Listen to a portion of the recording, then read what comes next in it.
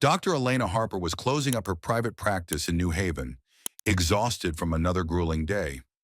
It was well past 9 p.m., and all she wanted was to collapse into bed. But when her phone buzzed on her desk, something in her gut told her to answer. Dr. Harper? The voice on the other end was deep, urgent, and unmistakably distressed. Yes, this is Dr. Harper. How can I help you? This is Sheriff Marcus Reynolds from Brookhaven. My daughter Amanda has suffered a severe heart attack. The doctors here say they can't operate.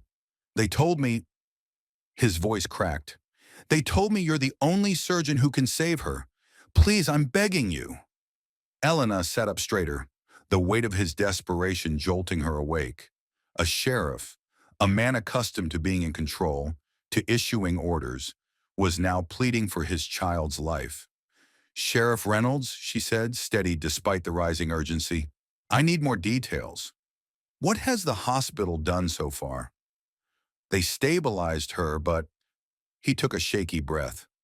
She has a congenital heart defect, a septal defect, they called it. The lead doctor says she won't survive without surgery. His voice broke completely. If you don't come, she'll die. I'll leave immediately, Ellen avowed. Send me all her medical records and the hospital's address. Within minutes, she had packed her surgical equipment and thrown her bag into the back of her SUV. Flying wasn't an option. Brookhaven was a remote town with no late-night flights or emergency transport available. Driving was the only way. 4 hours on the road. 4 hours between Amanda and a second chance at life. As she sped down the quiet highway, she flipped through the medical records Sheriff Reynolds had sent. The case was complex. The septal defect was disrupting the normal flow of blood between Amanda's heart chambers, causing life-threatening arrhythmias. Without immediate intervention, the damage would become irreversible. Amanda was only 16, a child, a girl with her whole life still ahead of her. Elena tightened her grip on the wheel. She couldn't fail her. The digital clock on her dashboard read 2:05 a.m. when Brookhaven's distant glow finally appeared on the horizon. Relief flooded her. She was almost there. Then, red and blue lights exploded in her rearview mirror. Sirens pierced the night. Elena frowned and pulled over, her pulse spiking with frustration. She had obeyed every traffic law. There was no reason for this. 2 officers emerged from the patrol car. The first, a middle-aged man with a stern face, approached her window. The second lingered a few feet behind, his hand resting on his holstered gun. License and registration, the older officer barked. Elena handed over her documents, forcing herself to stay calm. Officer, I don't believe I violated any laws. May I ask why I was stopped? Where are you headed in such a hurry? His tone was skeptical, almost accusing. I'm Dr. Elena Harper, a cardiothoracic surgeon, she explained, her voice firm but polite. Sheriff Reynolds called me personally. His daughter is in critical condition at Brookhaven Hospital. I need to get there immediately. The 2 officers exchanged a glance. Then the younger one let out a scoff. The sheriff called you. His voice dripped with doubt. A black woman driving a car with New Haven plates, claiming to be a surgeon in the middle of the night? That's rich. Elena's chest tightened. She had faced prejudice before, but never when every second was the difference between life and death. Call the sheriff if you don't believe me, she said, keeping her voice measured. But please, let me through. Amanda doesn't have time for this. The older officer's eyes remained cold. We'll decide what matters. Step out of the vehicle. Her stomach twisted. Officers, Watch your tone, the younger one snapped, gripping his weapon tighter. Elena swallowed her anger. She reached for her phone. I'm calling Sheriff Reynolds now. He'll confirm everything. The older officer hesitated before finally nodding. Go ahead, let's see if this story checks out. Her fingers were steady as she dialed. The phone barely rang twice before Sheriff Reynolds answered. Doctor? Harper? Are you close? Sheriff, she said quickly. I've been stopped by two of your officers on the highway. They don't believe me, and I'm running out of time." His voice turned sharp. "Put one of them on the phone. Now." Elena held out the phone. "It's Sheriff Reynolds. He wants to speak with you." The older officer's expression flickered with uncertainty. Finally, he snatched the phone. "Hello?" His voice was brisk, dismissive. Whatever the sheriff said made him stiffen. His jaw tightened. "Yes, sir, I understand." "No, sir, it won't happen again." He handed the phone back, his arrogance replaced with unease. "You can go." The younger officer still looked unconvinced. "Are we just supposed to take her word for it?" "Enough," the older one snapped. "Sheriff Reynolds vouched for her. Let her through." Elena wasted no time. She rolled up her window, started the car, and sped off, her hands trembling. The delay had cost her nearly 20 minutes. 20 minutes Amanda might not have. The hospital loomed ahead, glowing like a beacon in the pre-dawn darkness. She parked hastily, grabbed her bag, and rushed inside. The emergency room was a blur of frantic movement, but one figure stood apart, a tall man in a sheriff's uniform, pacing anxiously. "Doctor Harper?" Marcus Reynolds strode toward her, his face etched with exhaustion and fear. "Thank God you're here. She's in the OR prep room." "Get me scrubbed in," Elena ordered, already scanning for directions. Minutes later, she stood in the operating room, staring down at Amanda's pale, fragile body. Machines beeped urgently, monitors displaying dangerously weak vitals. "Ventricular fibrillation," the attending physician reported grimly. "We've defibrillated twice. No sustained rhythm."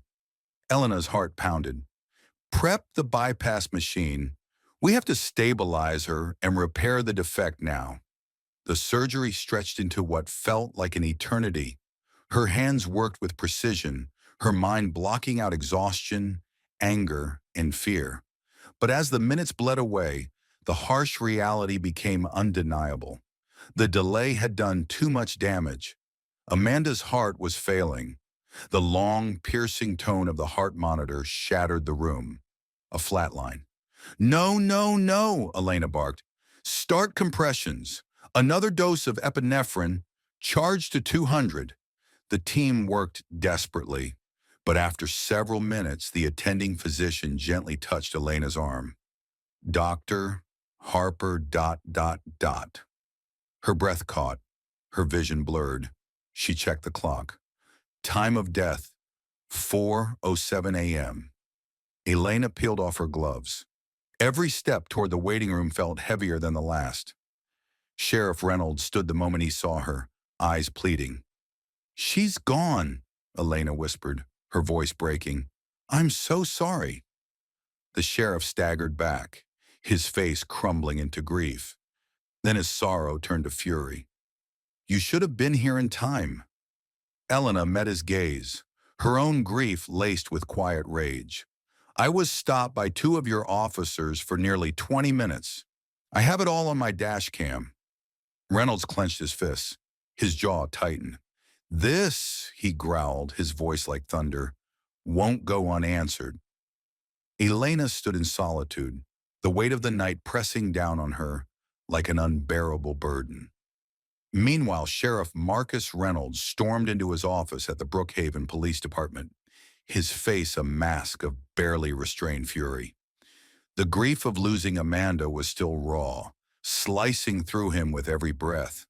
But now it was accompanied by an unrelenting fire for justice.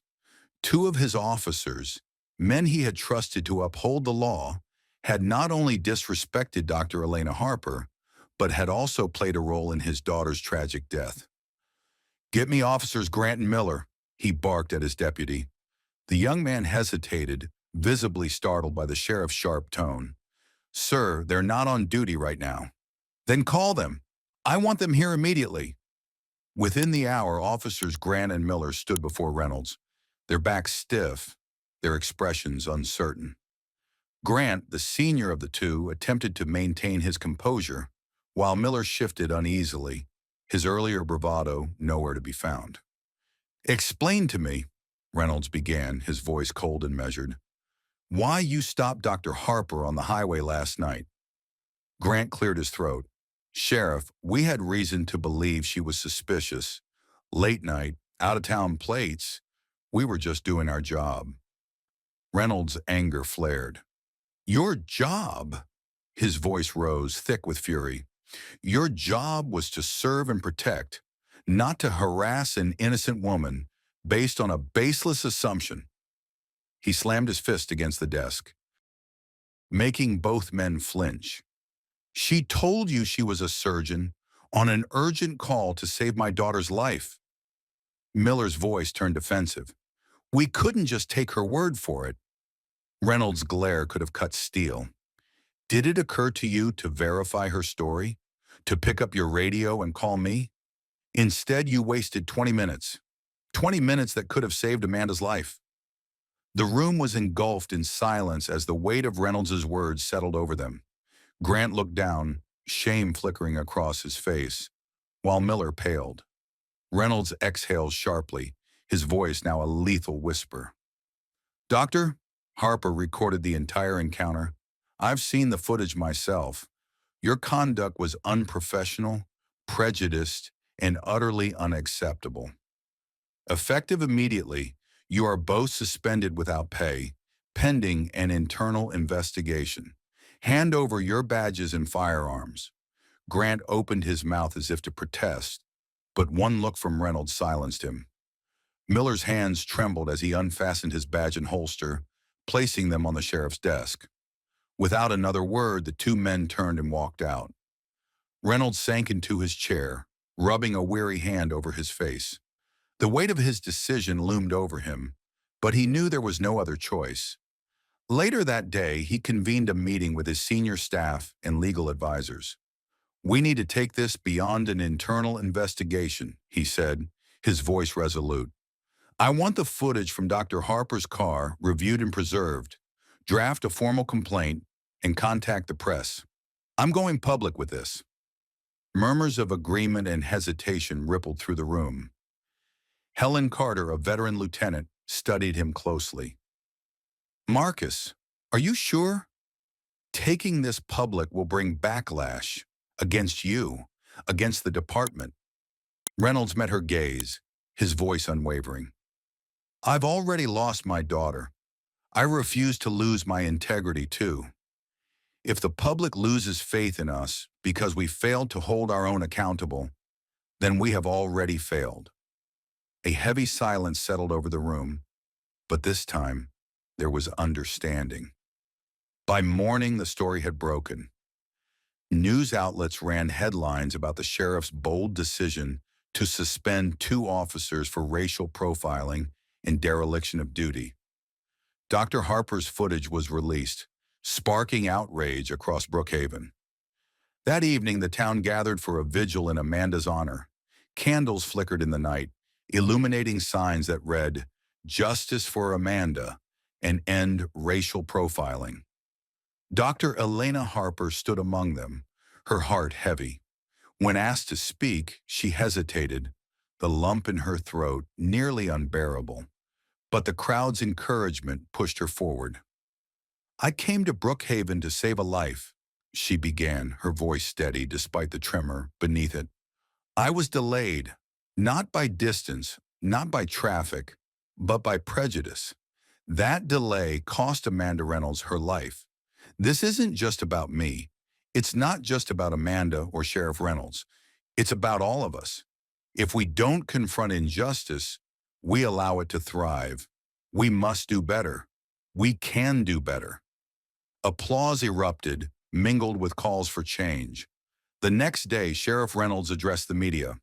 "Law enforcement carries the sacred responsibility of protecting all members of our community, regardless of race, gender, or background," he declared. "When we fail in that duty, we must hold ourselves accountable. Officers Grant and Miller betrayed that trust, and they will face the consequences. This is not just about Amanda or Dr. Harper. It's about ensuring such failures never happen again. Behind him, Elena stood in the crowd, her heart weighed down by grief, but also lifted by hope. Reynolds' words weren't just a statement, they were a promise. In the weeks that followed, Brookhaven became the center of a nationwide conversation on racial bias and police reform. Reynolds, fueled by sorrow and determination, implemented sweeping changes. Bias training became mandatory, led by independent experts. A civilian oversight board was established to review police conduct.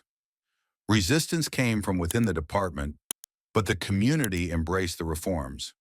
"We're not just fixing what went wrong that night," Reynolds told his officers. "We're building a system that ensures it never happens again." Elena returned to New Haven, but she carried Brookhaven and Amanda's memory with her. The flashing patrol lights in her rearview mirror, the mocking voices of the officers, the unbearable silence in the operating room, all haunted her. Yet instead of letting them consume her, she turned them into fuel. She became a vocal advocate for police accountability, speaking at medical conferences about the intersection of race, healthcare, and justice. "I couldn't save Amanda," she admitted at one panel, "but if her story prevents another loss, then her legacy lives on." She and Reynolds remained in touch, their shared pain forging an unbreakable bond. In their conversations, she learned about Amanda, the bright, compassionate girl who had dreamed of becoming a doctor. "She wanted to help people like you do," Reynolds told her once, his voice thick with emotion. Elena smiled softly. "Then I'll keep helping people." For her, months passed, then a year. The reforms took root. Complaints against the police dropped. Trust in the department grew. At a town hall meeting, a mother of two teenage sons wiped away tears as she spoke. "For the first time, I feel like my boys are seen and protected, not feared." The annual vigil for Amanda became tradition, not just to mourn, but to honor the change her memory had inspired. On the second anniversary of her death, Brookhaven unveiled a memorial bench in the park she had loved. Its inscription read, "In memory of Amanda Reynolds, a heart that inspired change." As Elena stood before the crowd, she took a steady breath. Amanda's heart may have failed that night, but her spirit never did. She brought us together. She reminded us that every life is precious, that every second counts. Let's honor her by continuing to fight for justice, fairness, and compassion. Applause filled the air, but it was the silence afterward, a shared moment of reflection, that resonated the most. As she drove home that night, Elena knew Amanda's story had changed them all. And though her life was stolen too soon, her impact would endure for generations to come.